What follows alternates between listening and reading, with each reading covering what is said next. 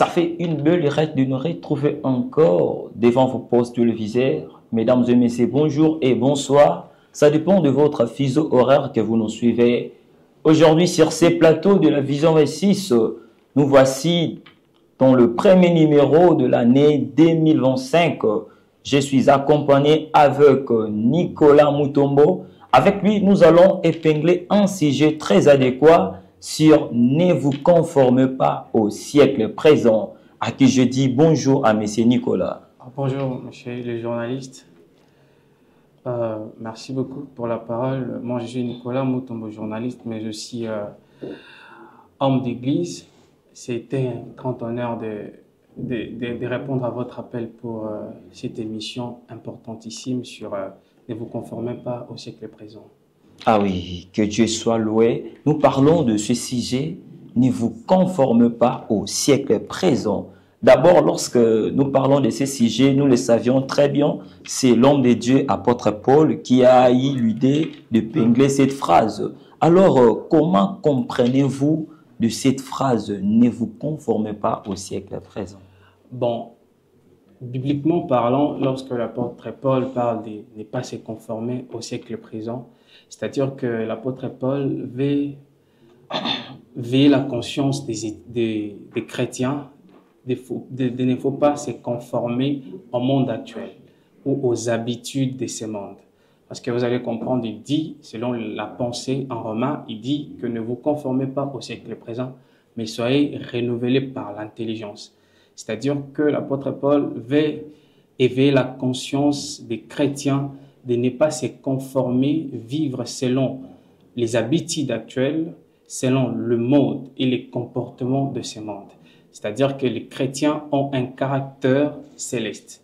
C'est-à-dire que la mentalité chrétienne n'est pas une mentalité humaine. C'est-à-dire que quand l'apôtre Paul dit « ne vous conformez pas au siècle présent », il veut tout simplement dire de prendre notre mentalité humaine à la conformer à la mentalité biblique, mais divine. Voilà la raison pour laquelle il a dit « ne vous conformez pas au siècle présent, mais soyez renouvelés par l'intelligence ». C'est-à-dire que les chrétiens ont le mode de vie qui est divine, qui est biblique, mais qui n'est pas terrestre. Voilà ce que je peux dire. Oui, lorsque vous parlez de l'apôtre Paul a signifié « ne vous conformez pas au siècle présent ». Mais ce que je pense, cette phrase s'adresse au peuple romain. Est-ce que cette pensée de l'apôtre Paul nous concerne aussi? Bon, en vrai dire, l'apôtre Paul, il parle, c'est un prophète. C'est un apôtre, mais je peux dire que c'est un prophète. Il a parlé cette pensée prophétiquement, parce qu'il a vu loin. L'apôtre Paul, premièrement, c'est l'apôtre des nations. Les Romains sont des nations, mais l'apôtre Paul s'adressant aux Romains, c'est-à-dire qu'il parle à toutes les nations. Parce que vous allez comprendre que le même comportement immoral qui régnait dans ces temps-là, c'est ce que nous remarquons dans ces temps de la fin. L'apôtre Paul, voilà la raison pour laquelle il dit « ne vous conformez pas au siècle présent ». Si nous pouvons rester bibliquement, vous allez remarquer que c'était jadis, depuis les Romains. Oui, certainement. Alors, quels sont les comportements que l'apôtre Paul a vu afficher le monde de ces temps-là? Mais aujourd'hui, si nous disons, c'est-à-dire nous allons dire que non, l'apôtre Paul a parlé aux Romains, pas aujourd'hui. Mais prophétiquement parlant, vous allez remarquer que l'apôtre Paul, comme ayant une vision ou une perception du futur, il a vu aujourd'hui. Voilà la raison pour laquelle, et cela considère tous les chrétiens, tout enfant de Dieu, de ne pas se conformer au siècle présent. Mais pour entrer un peu plus dans la profondeur, vous allez remarquer que non, quelles sont les habitudes de ces siècles-là que l'apôtre Paul interdisait aux chrétiens de ne pas se conformer. C'est là où il y a le problème. Parce que aujourd'hui, le monde actuel, nous remarquons, les gens travaillent sur l'apparence, sur l'extérieur qu'à l'intérieur. Voilà, c'est là où il y a le problème. Parce que si aujourd'hui on se disait que non, ne vous conformez pas au siècle présent selon l'optique de l'idée du christianisme congolais, je peux le dire, vous allez remarquer, nous allons aller des lois, c'est-à-dire interdire aux gens des choses qu'ils ne sont pas capables d'abandonner pour les transformer à l'hypocrisie. C'est alors que les chrétiens seront en train de vivre l'hypocrisie, seront en train de vivre dans l'hypocrisie. Pourquoi? Parce qu'on leur a interdit des choses qu'ils ne sont pas capables d'abandonner. Mais si nous pouvons rentrer dans la profondeur de cette pensée ou de la pensée de l'apôtre Paul, de ne pas se conformer au siècle présent, c'est-à-dire l'apôtre Paul demande aux chrétiens de développer les caractères, de travailler sur son caractère que sur l'apparence extérieure. Voilà pourquoi il a dit « Ne vous conformez pas au siècle présent ». C'est-à-dire que si nous devons parler bibliquement parlant, ou si nous devons entrer dans la profondeur de l'écriture, nous allons remarquer que l'apôtre Paul parle du développement d'un caractère.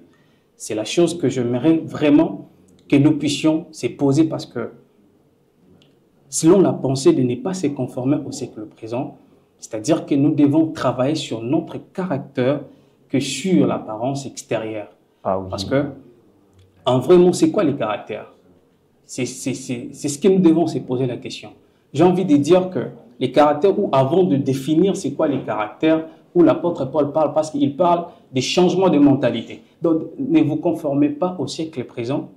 Il dit, c'est les changements de mentalité, parce que vous allez remarquer avec l'écriture, si nous lisons certaines versions de la Bible, on parle des changements de mentalité ou des renouvellements de l'intelligence. En vraiment, c'est ça. Alors, pour changer notre mentalité, c'est-à-dire qu'il faut travailler nos caractères. Les caractères, et c'est quoi les caractères? C'est là où je devais un peu m'attarder là-dessus. Parce que je vais définir les caractères au sens opposé. Les caractères, premièrement, je vais dire aux enfants de Dieu ou dire aux chrétiens ce qui n'est pas les caractères avant de dire c'est quoi les caractères. Parce que en vraiment, les caractères, les gens ont tendance à confondre les caractères avec trois mots ou trois synonymes de mots. Mais j'ai envie de le parler en D parce que les caractères n'est pas la réputation. Voilà pourquoi je vous ai dit que les gens travaillent sur l'apparence extérieure qui est sur soi. Alors, les caractères n'est pas premièrement la réputation. Et ce qui différencie les caractères de la réputation, sans pour autant se mentir, la réputation est très importante. Certainement. Oui, la réputation est très importante. D'ailleurs, la Bible dit que la réputation vaut mieux qu'une grande richesse. Et une bonne réputation vaut mieux que le parfum de bonne odeur. C'est-à-dire que la réputation est très importante. Mais la réputation n'est pas les caractères. Pourquoi? Parce que la réputation est différente du caractère du point de vue d'où la réputation, c'est ce que les gens pensent de vous. Or, les caractères, c'est qui vous êtes. Vous voyez? Oui. Et notre différence est que l'homme a une relation directe avec son caractère qui est sa réputation. Vous voyez? C'est-à-dire que vous pouvez avoir le contrôle de votre caractère, mais vous n'aurez jamais les contrôles de votre réputation parce que la réputation, c'est ce que les gens pensent de vous. C'est-à-dire que malgré que la réputation est très importante, malgré que la réputation, la Bible dit que la réputation est bonne, mais n'oubliez pas que la réputation n'est pas les caractères. Parce que les caractères, ça c'est autre chose. La réputation, vous allez dire, par exemple, je vais dire que la réputation est très importante, mais aussi la réputation est importante dans la vie d'un enfant de Dieu, parce que si vous travaillez sur votre caractère, votre réputation prendra soin d'elle-même. Si la Bible nous précise que non, la réputation est plus importante que les caractères, c'est-à-dire que non, nous ne pouvons pas aussi oublier la réputation. Mais nous ne devons pas s'entarder de travailler sur notre réputation, mais nous devons travailler et développer notre caractère parce que la réputation, on n'a pas les contrôles. Vous voyez? Mais quand nous travaillons si nous développons nos caractères et notre réputation prendra soin d'elle-même. Bien que la réputation est très importante, mais si aujourd'hui, selon la Bible, qu'on te propose l'argent et la réputation, Un homme sage, bibliquement parlant, qu'est-ce qu'il doit choisir? C'est sa réputation. Il doit choisir la réputation. Pourquoi? Parce que la réputation, si tu as une bonne réputation, tu peux avoir de l'argent. Mais l'argent ne peut pas acheter la réputation. Vous voyez ce que je veux dire? C'est-à-dire que, parlons par exemple aujourd'hui. Aujourd'hui, si tu as une bonne réputation, les gens vont te respecter, n'est-ce pas? Mais si tu n'as pas une bonne réputation, les gens ne te respecteront pas. C'est-à-dire que si tu travailles sur ton caractère, ta réputation prendra soin d'elle-même. Et en vrai dire, je vais encore te dire que non, la réputation n'est pas la personnalité. Les gens confondent la personnalité et les caractères.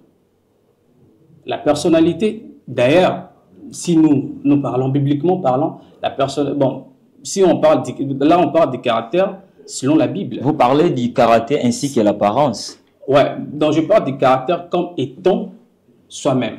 Ah oui. Vous voyez? Alors que l'apparence, c'est la réputation. Ah oui, l'apparence comme une réputation. Comme une réputation, mais aussi, parce que les gens ont tendance à confondre ces choses. Mais aussi, j'ai envie de dire que non, les caractères n'est pas la personnalité. Du point de vue, selon l'origine du mot personnalité, la personnalité, c'est un mot grec et c'est un mot latin persona, qui veut dire le masque d'un acteur. Vous voyez? C'est-à-dire que la personnalité, c'est un mot latin qui veut dire masque d'un acteur. Au commencement, si on parle de personnalité, on parle de masque d'un acteur, donc l'apparence publique que les hommes affichent. Alors, les gens confondent souvent les caractères avec la personnalité. Si on dit, ah, c'est une fille qui a du caractère, elle a de la personnalité, les gens confondent les choses. En vrai, la personnalité n'est pas les caractères et les caractères n'est pas la personnalité. La personnalité, c'est l'apparence publique, c'est l'apparence physique d'une personne. Alors que le monde actuel travaille sur les apparences publiques que sur soi. Alors, si nous avons dit que les caractères n'est pas la réputation, les caractères n'est pas la personnalité, et c'est quoi les caractères?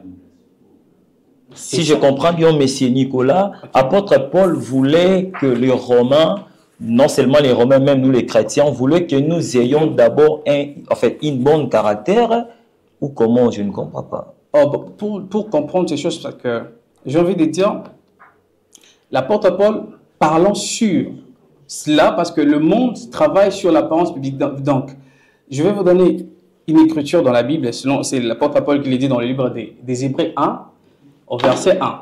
L'apôtre Paul, il est en train de dire que Dieu, après avoir plusieurs manières, dans la Bible dit, après avoir autrefois à plusieurs reprises et de plusieurs manières parlé à nos pères par les prophètes, Dieu dans ces derniers temps nous a parlé par le Fils qu'il a établi héritière de toutes choses, par lesquelles il a aussi créé le monde, et qui étant les reflets de sa gloire est l'empreinte de sa personne. Vous voyez pourquoi je vais évoquer cette écriture. L'apôtre Paul dit bon, au verset de la Bible, qu'est-ce qu'il dit? Et que étant les reflets de sa gloire et l'empreinte de sa personne. Vous voyez que non, l'apôtre Paul parle du caractère de Dieu. C'est ce que les chrétiens doivent travailler. C'est ce que les chrétiens doivent développer. Donc la personne intérieure et non la personne extérieure. Parce qu'aujourd'hui, les mondes font des choses pour plaire. Pour plaire aux hommes. Aux autres, pour plaire au monde ou pour que les gens te voient bien. Aujourd'hui, tu peux commencer à faire les œuvres de charité. Par exemple, tu fais des œuvres de charité pour aller dans des orphelinats.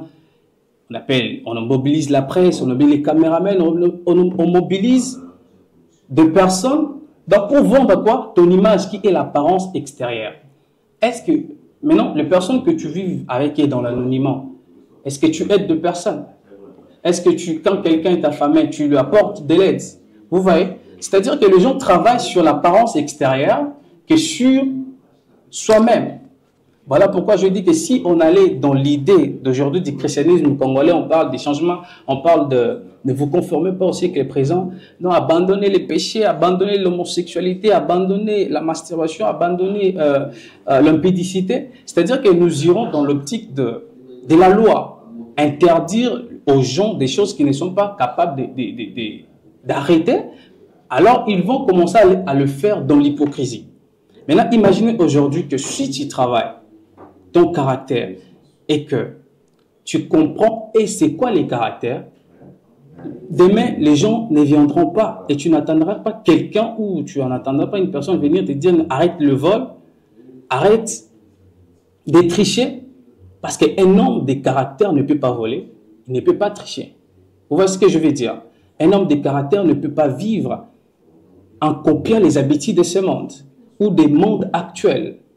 Voilà pourquoi quand l'apôtre Paul dit « Ne vous conformez pas au siècle présent », j'ai envie de lire cette écriture en entière, qu'est-ce qu'il dit? Il dit « Ne vous conformez pas au siècle présent ». Il dit, attends, l'écriture c'est... Ok. Qu'est-ce qu'il est en train de dire? Il dit « Ne vous conformez pas au siècle présent ou ne vous conformez pas aux habitudes de ce monde, mais laissez-vous vous transformer et vous donner une intelligence nouvelle. » C'est-à-dire que si on parle de l'intelligence nouvelle, c'est-à-dire qu'il y avait une intelligence ancienne. C'est-à-dire que c'est laissé aller ou c'est laissé mouler par les comportements de ce monde, donc de travailler son apparence. En soi, tu n'es pas une bonne personne. Dans l'intérieur de toi, tu n'es pas une bonne personne, mais tu affiches un comportement qui n'est pas le tien. Vous voyez ce que l'apôtre Paul, il est en train de dire sur cette écriture. Parce que les chrétiens, au début, je l'ai dit que non, c'est d'échanger le but de ces thèmes, c'est d'échanger notre mentalité humaine à la mentalité divine et biblique. Voilà pourquoi j'ai évoqué l'idée du caractère. Voilà pourquoi j'ai évoqué le développement de notre caractère. Parce que les caractères, sans oublier, je vous ai dit que non, les caractères, c'est qui vous êtes. Or, la réputation, c'est ce que les gens pensent de vous. Or, la personnalité, c'est votre apparence publique. Or, la personnalité, c'est votre visage extérieur. Vous voyez? Parce qu'on dit que non, c'est le masque d'un acteur. C'est-à-dire que le masque d'un acteur, c'est un personnage. Si on te donne un rôle dans une série, c'est pas toi. Si tu joues le rôle d'être un mendiant, c'est pas dire que tu es mendiant. Si tu joues le rôle d'être un riche, tu ne dis pas dire que tu es un riche. C'est-à-dire que les gens qui travaillent sur leur personnalité, ils travaillent leur apparence extérieure. Mais ce qui n'est pas biblique, parce que Jésus-Christ appelle cela la doctrine des pharisiens, les pharisianismes. Donc les tombeaux blanchis. Ah oui. Vous voyez? C'est ce que Jésus-Christ les appelle. Donc les tombeaux blanchis, tandis qu'à l'intérieur, c'est pourri. Voilà la raison pour laquelle je dis, si au départ, la base est de développer notre caractère, et voilà pourquoi je vous ai dit, je dois définir maintenant les caractères. Bibliquement parlant, c'est quoi les caractères? C'est là où il y a le problème. Alors que, bibliquement parlant, j'ai envie de dire que le caractère, c'est l'image de Dieu dans l'homme. Vous voyez? Les caractères... C'est-à-dire l'homme doit vivre comme Dieu sur la terre. Exactement. Est-ce possible? Et c'est possible. Pourquoi? C'est la question que tu vas me poser. C'est parce que l'homme est créé à l'image et à la ressemblance de Dieu. Si je n'aimerais pas vous amener là-bas, ça va nous amener beaucoup des acrobaties. Simplement, la Bible dit quoi? La Bible dit que non, Dieu est esprit et vie. Vous voyez? Mais l'homme, et la Bible dit que non, la réalité de l'homme, c'est quoi? C'est l'esprit. C'est l'esprit. Ça, tout le monde le dit et tout le monde le sait. On dit souvent que non, la réalité de l'homme, c'est l'esprit, mais on ne comprend pas. Et, bibliquement parlant, Dieu est esprit et vie. C'est-à-dire que non, les caractères, c'est l'image de Dieu dans l'homme. C'est-à-dire que les caractères, c'est la nature divine dans l'homme. Voilà pourquoi, si je vais rentrer dans les thèmes, quand l'apôtre exhorte les chrétiens de ne pas se conformer au siècle présent, ou de ne pas se laisser mouler aux habitudes de ce monde, ou de ne pas se laisser emporter par les comportements actuels, c'est-à-dire que l'apôtre Paul nous demande d'avoir la nature divine. C'est-à-dire que l'apôtre Paul nous exhorte de pouvoir avoir l'identité de Christ. Parce que si je parle de Dieu, je peux parler de Christ.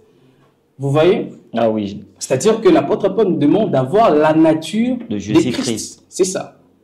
En vrai, quand Jésus-Christ, il est descendu sur terre, il ne travaille pas sur sa réputation. Il ne travaille pas sur sa personnalité. C'est-à-dire, il travaille sur ce qu'il était. Il était Dieu. Il était aussi humain. Mais dans sa particularité d'être Dieu, il accomplissait des choses dans l'intimité, même dans la foule. Vous voyez? C'est-à-dire que c'était ça sa nature. C'était ça ce qu'il était. C'est en affichant qui il était vraiment que la réputation a pris soin d'elle-même. Alors aujourd'hui, le problème est que non, nous les chrétiens, quand on nous dit ne vous laissez pas, ne vous conformez pas, ne vous emportez pas. C'est-à-dire que nous ne pouvons pas commencer à faire des choses comme les gens de ce monde. Les gens de ce monde, ils ont un comportement public, ils font des choses pour être vus des hommes. Ils prient pour prouver les autres qu'ils prient. Mais en soi, est-ce que dans l'intimité, tu as une vie de prière? Vous voyez? Tu fais, je n'ai pas refusé d'aller déposer des choses comme les gens le font souvent dans les orphelinats. Est-ce que quand ton frère manque les transports, tu l'aides? Mais à la fin du mois, tu veux impressionner les gens, tu achètes un sac de riz et puis tout ça, tu appelles les caméramans, tu appelles la presse, on part te laisser à l'orphelinat pour montrer ton image publique aux gens que non, tu fais les œuvres de charité. Mais en vrai, est-ce qu'en toi, tu aides ton prochain? Tu vois, je n'ai pas dit, je n'ai pas révisé tout ça. Mais en vrai, un chrétien, avant aussi d'aller livrer des choses comme tu le fais et appeler la presse, qu'on te filme, qu'on voit que tu es une bonne personne, comme aujourd'hui ça se passe au christianisme congolais, est-ce qu'en toi, en soi, dans l'anonymat, dans les secrets, quand les gens te demandent de l'aide, tu les aides? Là où il n'y a pas de caméra, là où il n'y a pas la foule pour t'acclamer. Tu vois, en vrai, c'est que nous devons travailler. Parce que l'idée, quand je parle de l'image, parce que tu verras aujourd'hui, dans les places publiques, même de frères, nous les chrétiens, tu verras que non, on affiche un comportement qui est sain, un comportement qui est digne. Tu vois, c'est là où il y a le problème. Un comportement qui est religieux. Maintenant, quand on est seul entre les quatre murs de notre chambre, tu vois, est-ce que tu es chrétien? C'est ça maintenant le problème. Est-ce qu'on est à un endroit où on ne te connaît pas? Quand tu es dans un milieu où tu es un inconnu, est-ce que c'est le même comportement que tu affiches? Est-ce que ce sont le même... Parce que ce sont les mêmes chansons que tu vois ce que je veux dire? C'est-à-dire que le vrai problème, c'est de travailler ou développer son caractère que l'apparence publique. Ah oui, certainement. Monsieur Nicolas, j'aimerais que nous évoluions. Ce que je comprends, vous aviez parlé du caractère, autrement, on le dit toujours, c'est la spiritualité qui engendre le physique. Okay. Si je comprends bien, le caractère, c'est l'aspect spirituel, c'est quelque chose qui est en l'homme. Okay. Et l'homme doit développer d'abord la spiritualité pour que son apparence soit bonne. Okay. Alors, vous aviez épinglé une chose très, très importante. Vous aviez parlé, apôtre Paul voulait que les habitants de la terre changent la mentalité de vivre. C'est-à-dire, ils doivent vivre à la conformité de l'image de Jésus-Christ. Okay. Alors, j'aimerais que nous sachions, avec ceux qui nous regardent, vivre comme Jésus-Christ, est-ce possible? Okay. Parce que, d'abord, on le sait, nous lisons la parole du Seigneur. Jésus-Christ n'a pas commis un péché. Jésus-Christ n'a pas fait quelque chose de mauvais. Okay. Mais nous, les humains, nous tombons à mettre prise. Alors, est-ce que nous serons en mesure de vivre comme Jésus-Christ? Moi, je vois, c'est un peu impossible. Bon, impossible, possible. Bon, le vrai problème est que, en vrai dire, même quand nous vivons selon la parole de Dieu, ce n'est pas de notre force. Vous voyez? Ça ne dépend pas de notre propre capacité. Voilà pourquoi la chose la plus importante, si je peux te répondre selon la Bible dit, veillez et priez afin que vous ne tombiez pas dans la tentation. Vous voyez? C'est-à-dire que l'homme, naturellement, est faible. La Bible confirme, le dit dans le livre de Genèse, ou aussi les psalmistes ont répété dans le psaume, il dit que l'homme est tiré de la poussière de la terre. Vous voyez? Donc l'homme est faible. Alors que, malgré cette faiblesse de l'homme, il a besoin de l'aide d'un être spirituel. Parce que tout au départ, l'homme est spirituel. N'oubliez pas que l'homme, la réalité de l'homme, c'est l'esprit. Alors, malgré que l'homme est faible, il est tiré de la poussière de la terre. La Bible dit que malgré la chair est faible, mais l'esprit est bien disposé. Tout dépend de la volonté. Tout dépend de la volonté. Quand tu as la volonté de vivre comme Christ, pour répondre à ta question, c'est-à-dire que non, tu dois te conformer à ce qui est écrit, mais aussi te confier à une vie de prière. Parce que la prière, ce n'est pas ce que nous voyons, tout ça, aller toujours prier avec les gens, parce que Jésus aussi le faisait. Mais ce quelle était la coutume de Jésus? Jésus avait la coutume de prier seul.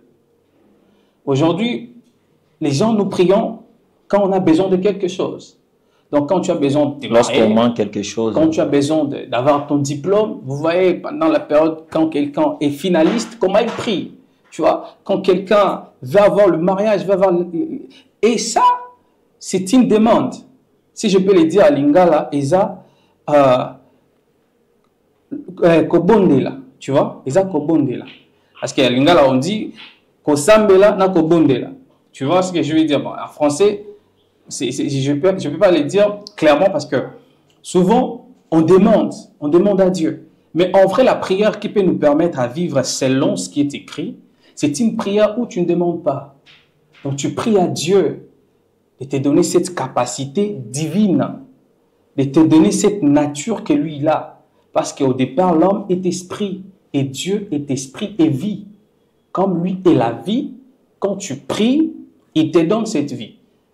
Voilà pourquoi je comprends différemment cette écriture qui dit que non, tout ce qui respire loue l'Éternel.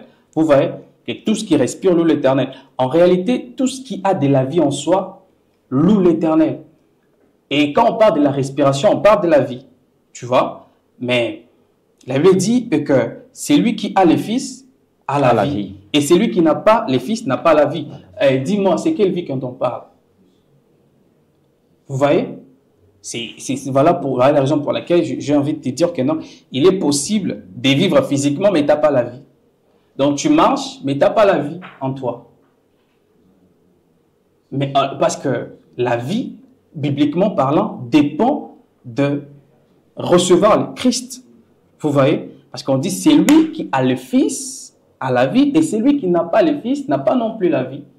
Or, la vie dont la Bible parle, ce n'est pas cette vie que nous avons, parce que l'homme a trois êtres. C'est ce qui dit la Bible. Le corps, l'âme et son esprit. Alors que l'esprit de l'homme reçoit la vie les jours qu'il croit en Jésus-Christ. Ça, vous serez d'accord avec moi que l'esprit est sauvé les jours que tu crois au Seigneur Jésus-Christ comme ton Seigneur est sauveur. Si nous pouvons rentrer au jardin, vous allez remarquer, Dieu dit à Adam, le jour où tu mangeras les fruits, tu mourras. Mais après avoir mangé les fruits, est-ce qu'Adam était mort? Physiquement. Adam n'était pas mort physiquement, il vivait. Mais juste que non, il y avait une séparation entre l'esprit qu'avait Adam, l'esprit, les souffles de vie que Dieu avait mis en lui. Il avait perdu cela. Et pour le recevoir, c'est-à-dire qu'il faut croire en Jésus-Christ. Quand tu crois au Seigneur Jésus-Christ, c'est alors que tu as la vie en toi. Vous voyez, et cette vie-là, peu importe que la chair est faible, comme l'esprit est une portion tirée de Dieu, comme l'esprit, de la même manière que la chair est une portion tirée de la terre. Ça, vous êtes d'accord avec moi? C'est-à-dire parce qu'elle avait dit que non, le corps est tiré de la poussière de la terre. C'est-à-dire que non, le corps est une partie de la terre. L'esprit aussi, la preuve est quoi? Quand l'homme est mort, il est poussé, il entre où? À la poussière. Regardez maintenant, si on dit que l'esprit de l'homme, dans la réalité de l'homme, c'est l'esprit. C'est quoi notre portion? C'est-à-dire que nous avons une partie divine de Dieu en nous, qui est l'esprit. C'est-à-dire qu'il est possible, si pour répondre à ta question, il est possible d'être sur cette terre et de vivre la vie de Christ. Parce que l'homme, au départ, est esprit. Et cet esprit, c'est l'esprit de Dieu. C'est une partie de portion de Dieu. C'est-à-dire que non, si nous pouvons rentrer dans notre thème ou quitter dans les esprits, parce que ça deviendra comme étant la science, si vous rentrez selon ce qui est écrit, vous allez remarquer quand on nous demande de vivre les caractères ou de développer son caractère, tout ce qui parle des changements de mentalité, parce que s'il y a beaucoup aujourd'hui dans le monde actuel, des mouvements, des aspects, des structures qui parlent des changements de mentalité. Et soudain, on ne comprend pas c'est quoi réellement. Parce que si on dit changement de mentalité, c'est comme si on veut enlever cette mentalité que nous avons de remplacer par une autre mentalité. Non, c'est pas ça. C'est la transformation. C'est-à-dire que non, laissez-vous seulement, laissez-vous être transformé par les renouvellements de l'intelligence. Vous voyez? C'est comme si, parce que selon la conception humaine, nous avons l'impression comme si l'intelligence, c'est quand on parle à l'école, quand on parle les français. Non, l'intelligence, c'est l'esprit de Dieu. Lorsque l'apôtre Paul, ou lorsque Jésus-Christ parle aux pharisiens, lorsque l'apôtre Paul parle aux romains, il dit « homme pourvu de l'intelligence ». Vous voyez? C'est-à-dire que quand tu as l'esprit de Dieu en toi, tu as de l'intelligence. Et un homme qui a de l'intelligence, c'est un homme qui a du caractère. Et les caractères, nous avons dit, c'est la nature divine dans l'homme. Les caractères, je peux dire que c'est l'amour de Dieu manifesté dans l'homme. C'est ça les caractères. Parce qu'un homme de caractère, si nous disons que cet homme ou cette fille ou ce pasteur, c'est un pasteur qui a du caractère. Tu vois, on fait allusion. Aujourd'hui, on est à Kinshasa. Si je te cite le nom d'un pasteur, tu dis, ah non, c'est pas un homme du caractère. Ah non, lui-même, s'il prêchait, si je peux croire. Tu vois? C'est-à-dire nous avons une conception. Pourquoi? Parce qu'ils ont voulu travailler, nous prouver sur l'aspect extérieur. Alors qu'en soi, ils n'ont pas un comportement, ils n'ont pas des valeurs. C'est après que nous avons découvert qu'ils n'ont pas du caractère et puis tu doutes. Vous voyez? Donc tu doutes en lui parce que tu avais réussi une conception de lui. Tu avais réussi, je peux dire, qu'est-ce que je vais dire en français? Tu avais réussi une réputation près de lui. Oh, c'est un homme de Dieu, il fait ça, il fait ça. Mais après que tu aies vérifié son caractère, tu ne vois pas que son caractère n'est pas digne de sa réputation, tu doutes. Voilà la raison pour laquelle l'apôtre Paul dit et que ne vous conformez pas au siècle présent. Le siècle présent, c'est un monde qui travaille sur sa réputation que sur son caractère. Ah oui. Alors, les enfants de Dieu ont le devoir de développer les caractères. Parce que si aujourd'hui, je me disais, si tu disais que ce garçon-là, c'est un garçon, tu vois, c'est un voleur. On te dit que Nicolas, c'est un voleur. Et quand tu m'approches, tu ne m'as jamais vu voler. Tu ne m'as jamais vu en flagrant délit en train de voler. Et tu vois, j'ai un comportement qui n'est pas conformément à la réputation que tu as reçue de moi. Tu dois croire sur ce qu'on a dit ou sur ce que je dis, ou sur ce que je suis, selon vous. Vous avez vu que vous allez croire facilement sur ce que je suis que sur ce qu'on a dit de vous, qu'on a dit de moi. Voilà pourquoi je vous ai défini les caractères comme étant ce que vous êtes réellement, qui tu es réellement. C'est ça les caractères. Maintenant, ce que vous êtes, nous sommes enfants de Dieu. Réellement, c'est ça. Nous sommes enfants de Dieu. Nous sommes fils de Dieu. Nous sommes filles de Dieu. Merci, Nicolas. Nous sommes presque à la fin de cette émission. J'aimerais reposer cette question. Vous aviez parlé de l'apôtre Paul. Okay. L'apôtre Paul est en train d'interdire aux chrétiens, au peuple romain, de ne pas vivre. En fait, ne vous conformez pas au siècle présent. C'est-à-dire, vous aviez parlé, les habitants de la terre romaine, ainsi que les chrétiens, doivent développer un caractère digne devant le Seigneur. Alors, comment devrions-nous vivre pour plaire à Dieu? Parce que l'apôtre Paul dit, ne vous conformez pas au siècle présent. Alors, comment devions-nous vivre pour plaire à Dieu? Bon, en un mot, pour plaire à Dieu, il faut vivre selon ce qui est écrit. Vous voyez, aujourd'hui, le monde, aujourd'hui, nous vivons selon notre constitution. Vous voyez, les Congos vivent selon sa constitution. Quand quelqu'un fait un acte qui n'est pas constitutionnel, on lui condamne. Ce n'est pas la constitution, ça c'est les habitudes de ce monde. C'est-à-dire que nous aussi, les chrétiens, comme étant les ambassadeurs des cieux sur la terre, nous devons vivre selon ce qui est écrit. Nous devons vivre ce qui dit la Bible pour plaire à Dieu, parce que la Bible, c'est les commandements de Dieu. Bon, c'est les commandements de Christ, en vrai dire, parce que jadis, nous tirons notre modèle par le juif, les Israélites. Les Israélites marchaient selon la loi. C'est qu'a dit Moïse. Or, aujourd'hui, Jésus-Christ a dit dans sa parole que je vous donne un commandement nouvel. Et les commandements que je vous donne, aimez-vous les uns les autres. Les commandements que je vous donne, c'est l'amour. Le plus grand commandement que Dieu nous a donné aujourd'hui, c'est l'amour. C'est-à-dire que nous devons avoir l'amour d'aimer Dieu, d'aimer les hommes, d'aimer tous nos familles, d'aimer ceux qui nous entourent. C'est ce qui est le plus important. Quand tu vis avec amour, comme Dieu est amour, tu plais à Dieu. La première des choses, tu crois en Jésus-Christ et tu vis l'amour. Parce que la Bible dit que Jésus-Christ est le chemin, la vie et la vérité. Ce sont les trois choses qui font qu'un enfant de Dieu puisse plaire à Dieu. C'est-à-dire que si aujourd'hui tu crois que tu as la vie, c'est-à-dire que tu dois respecter le processus qui est le chemin pour arriver à la vie. Si aujourd'hui Jésus-Christ est la vie, quel est le chemin quel est le moyen de transport qui nous amène de marcher sur ces chemins? C'est l'esprit. Parce que sans l'esprit, sans le Saint-Esprit, nous n'allons pas arriver à la vie.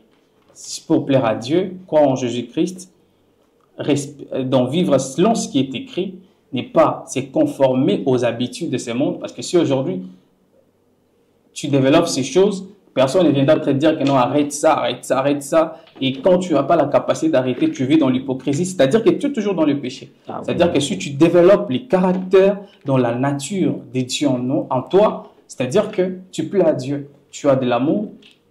C'est ce que je peux dire, cher journaliste. Ah oui, merci Monsieur Nicolas Mutombo du Participeur. Dans cette émission, mesdames et messieurs, nous sommes à la fin de cette émission. Nous avions parlé, nous avions partagé sur un sujet très adéquat.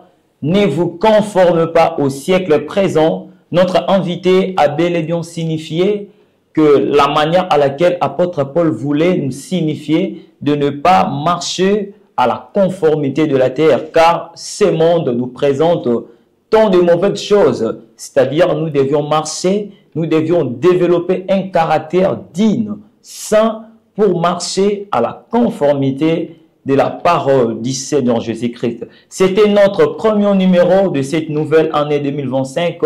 Abonnez-vous massivement dans notre chaîne Vision 26 TV. Abonnez-vous, partagez le numéro de cette émission et nous allons nous retrouver à la prochaine épisode.